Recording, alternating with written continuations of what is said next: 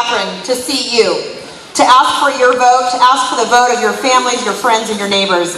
And before I introduce our next guest and then Ted, I want to tell you why I fell in love with Ted Cruz 16 years ago.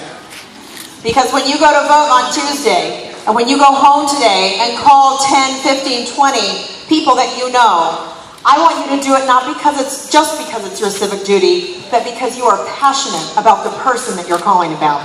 You know, I learned 3 things about Ted in the first 2 weeks of knowing him. I learned that he is principled. I learned that he's a person of great courage. And I also learned how incredibly thoughtful he is. And those 3 qualities have only proven to be more and more true over the last 15 years of our marriage.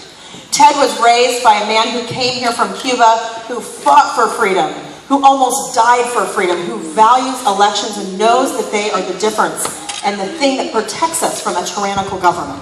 We have a say in this country, and it is up to you to get it right, because this election is going to impact not just the next 4 and 8 years, but it's going to impact this U.S. Supreme Court in an incredible way that's going to impact the next generations of this country.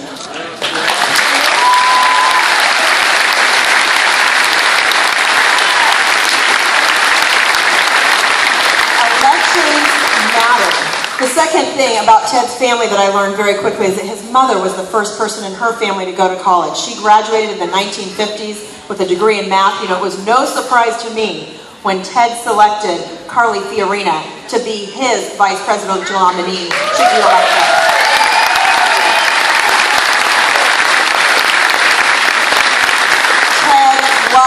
Strong women. His mother is unflappable. She's patient. I remind the 27 million Texans in our home state frequently that the only person that their U.S. senator still really listens to if we need to get something done is his mother. We invite her to come over to get something done. The second thing I learned about Ted is what incredible courage he has, and you have seen that over and over in his service. You know, there's only one person running for office right now that has a proven record of not just talking about the things that you and I care about our values, about our freedoms, our religious liberty, our freedom of speech, our right to keep and bear arms, and giving power back to the states. We have one candidate who's actually done it and wins over and over and over in the U.S. courts of law, and that is Ted Cruz.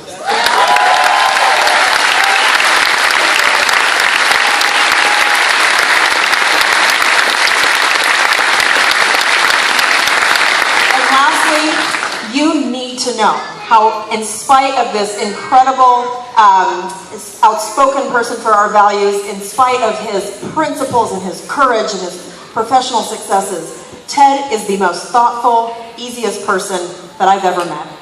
He's the kind of person that's an incredible son who dropped everything when his mother suffered from breast cancer. He's the kind of person that when his sister had a terrible bout with drugs and overdose, was with his father, went to visit her, tried over and over to help, supported his nephew when he had no money to put him in the right school.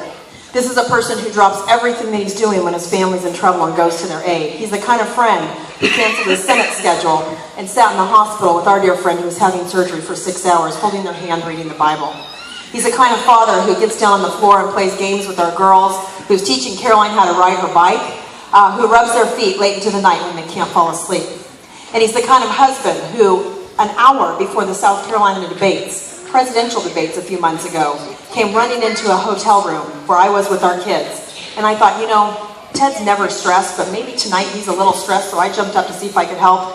And he was simply, once again, bringing us flowers and chocolates because the next day was Valentine's. There are not many candidates in this race who are thinking of Valentine's Day an hour before that debate. And the reason is, he knows the issues. He's not hauling briefing books around. He listens to people, but he owns it. He knows what he believes. These are gut instincts for him. He's not learning this for a debate or for an election. Ted will not let you down. He's my best friend. He's the best partner that I can ever hope for. And I know that you'll fall in love with him, that you have fallen in love with him, just like I have. And he is consistent, proven. He will not let us down.